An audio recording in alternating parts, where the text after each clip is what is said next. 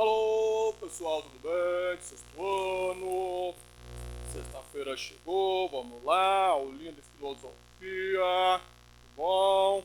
Aqui quem tá falando com vocês é o professor Donald, tá?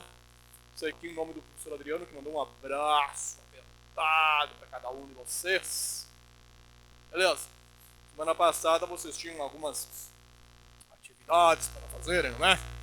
Bem, vocês desenvolveram, se não me falha a memória, deixa eu abaixar aqui bonitinho, vocês desenvolveram um joguinho, né, legal, vocês fizeram um jogo, todo mundo conseguiu acessar, alguns relataram, eu mandei o linkzinho aí para quem não conseguiu acessar, fizeram um jogo, viram que é uma revisão, né, do conteúdo, dos 2 capítulos que vocês estudaram, né. Dica, semana que vem eu vou combinar no finalzinho do vídeo, a gente vai fazer uma avaliaçãozinha, né, uma espécie de avaliação. Então vocês já podem, como forma de estudo também, retomar aquele jogo. É muito importante, vocês vão ver como é importante retomar aquele jogo também. Ok? Muito bem. Vocês tinham também as questões da página 34 para fazer. Perfeito? Então vamos corrigir as questões da página 34? Vamos!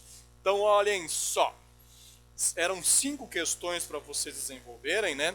Então nós vamos passar pelas 5 questões agora.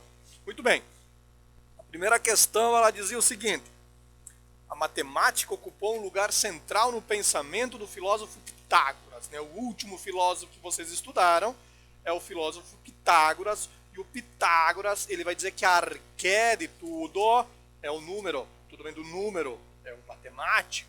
Muito bem.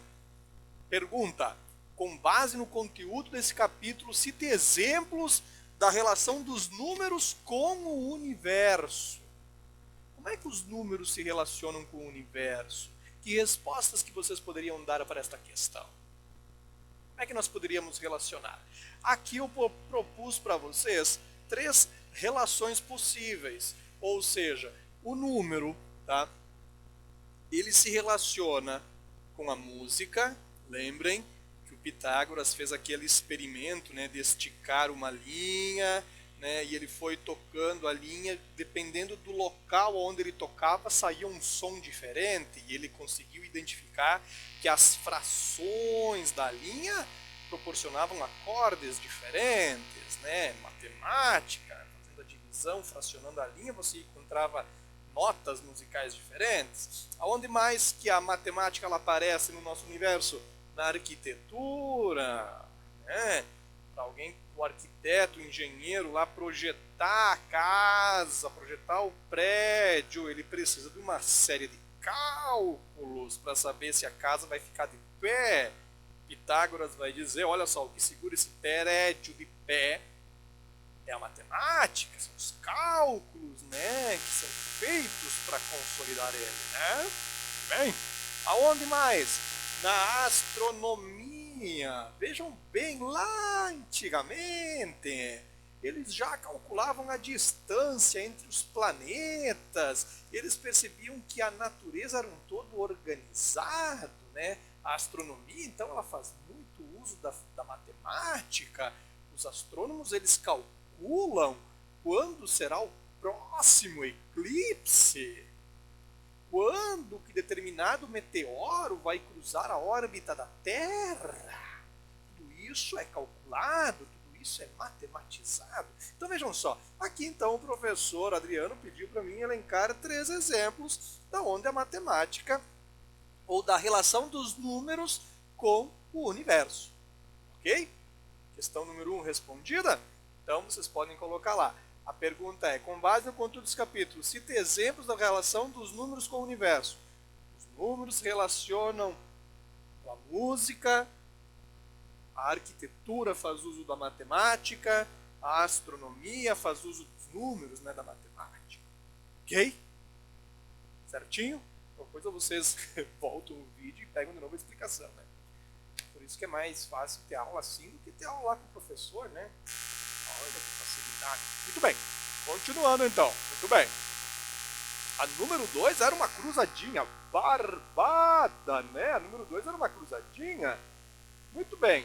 Olha só, aqui todo mundo acertou, tenho certeza, né? A número 1 já está respondida lá, né? A número 1 ela está respondida em negrito, né? O nome pelo qual os filósofos pré-socráticos também ficaram conhecidos está lá, naturalistas. Ok? Certinho, certinho, muito bem. Número 2. Número 3, desculpa, nós vamos fazer primeiro as questões na horizontal, tá? Horizontal, na linha, assim, né? Então, a número 3. Segundo esse filósofo, o ar era o princípio de todas as coisas. Qual é o filósofo, tá, que vai determinar isso, ou que vai dizer que o ar era... Não, mas esse é o... Tá errado. Ah, não, tá certo.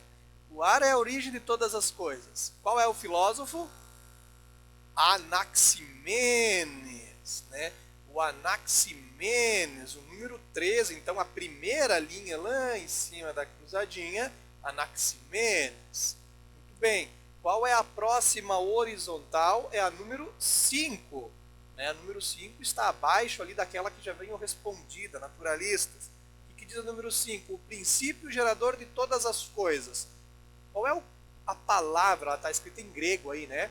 Qual é a palavra que significa princípio gerador de todas as coisas? Que preenche lá no número 5. Isto, arqué, muito bem, arqué, né? A grafia da palavra arqué, né? A-R-K-H-E, arqué, muito bem. Número 7, né? Está ali abaixo da 5, temos a 7. Narrativa transmitida oralmente de geração para geração, contando as ações dos deuses e dos heróis. Qual é esse tipo de narrativa que veio antes da explicação racional? Muito bem, mito. Número 7, então, horizontal, a resposta é mito. Muito bem, estudaram, né? E por fim, a número 9, a última lá embaixo, horizontal, né? Para ele, a arqué era infinita e indeterminada. Qual era o pré-socrático, o filósofo pré-socrático que dizia que a arqué é infinita e indeterminada?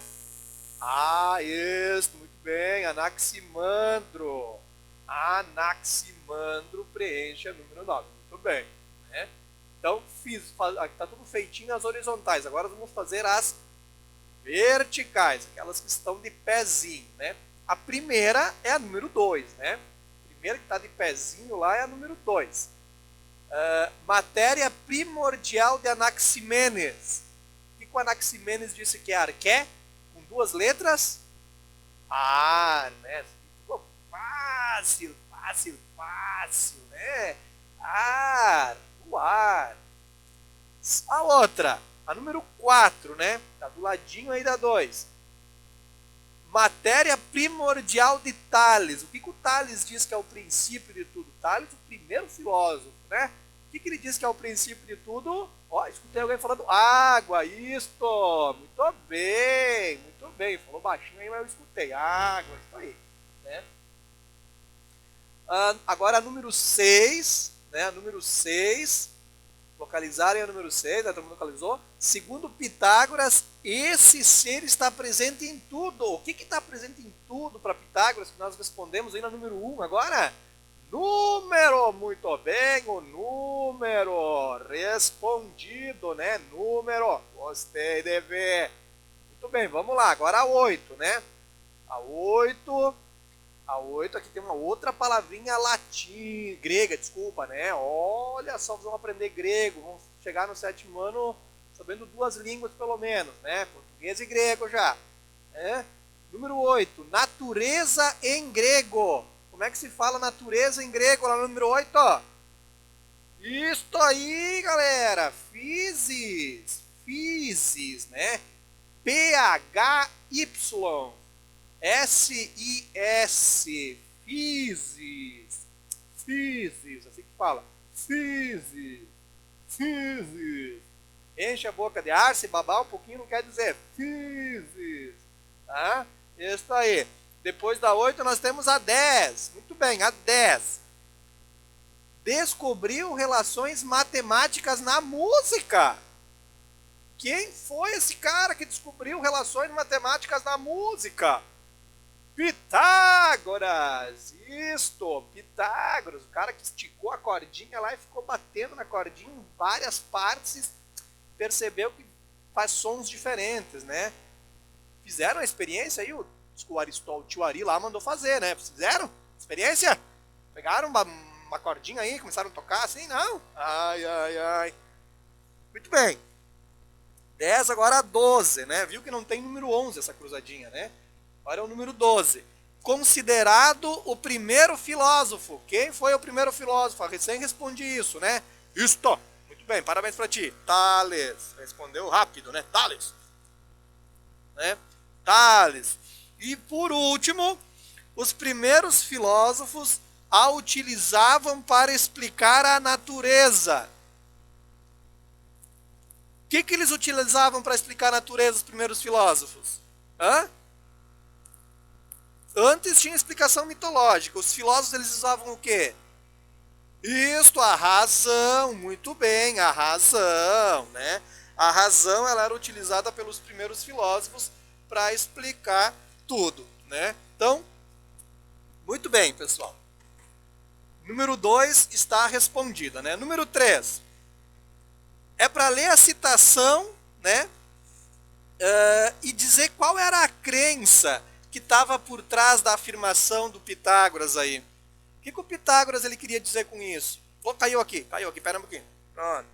O que o Pitágoras, vou tirar aqui. O que o Pitágoras ele estava querendo dizer com isso, né? O que o Pitágoras ele estava querendo dizer com aquele textinho? Olha só o que fala. Disse que certa vez, ao passar por um cachorro que estava a ser espancado, cheio de pena, Pitágoras disse: para, não lhe batas mais, porque a alma de um amigo que eu reconheci, ao ouvir a sua voz. Qual que era a crença do Pitágoras aí? A crença da reencarnação da alma, né? O Pitágoras ele acreditava que quando, né? Lembrem lá que o tio Ari falou isso, eu acho bem rapidinho para vocês, né? O Pitágoras ele acreditava que quando uma pessoa morria, né? A alma ia para o céu e depois reencarnava num outro ser vivo, em qualquer ser vivo, né? Inclusive podia ser um animal. Então ele reencarnou num cachorro, ele reconheceu. A crença, a resposta então, a crença da reencarnação da alma, ou seja, são dois E's, né? Reencarnação da alma, ok? Essa é a crença. Perfeito? Número 4, considerando o termo arquitetura, né, que o termo arquitetura é formado pela junção das palavras gregas arqué, né, e tecton, que significa construção. Indique uma possível interpretação para o tema arquitetura. O que significa arquitetura? Né, se é a junção dessas duas palavras. Princípio da construção. Esse é o significado. A arquitetura significa princípio da construção. Tá?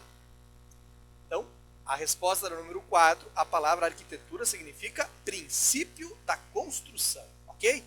E depois a número 5, alguns questionaram lá o tio Ari aquele dia, né? Como é que faz a número 5? O que quer dizer? Ele fala ali que os cientistas falam que o universo ele é composto pela matéria escura, né? Pela energia escura, pela matéria escura, né? Que ninguém sabe o que é, só falam que é matéria escura, mas ninguém explica o que é, né? Então veja só, qual que é a relação entre a explicação dos pré-socráticos e a explicação dos cientistas? O que eles estão dizendo? Qual que é a relação que existe entre a explicação dos pré-socráticos e a explicação dos cientistas? A relação é a seguinte: tanto os pré-socráticos como os cientistas dizem que a realidade ela tem um princípio, uma arqué, ok? Os pré-socráticos, cada um vai dar o seu motivo, né? A água, o ar, o infinito, o número. E os cientistas vão dar o motivo deles, a energia escura, a matéria escura. Ok? Então, a resposta, tanto os pré-socráticos como os cientistas afirmam que existe um princípio originador, uma matéria. Ok, galera? Perfeitinho, respondidas as questões? Muito bem.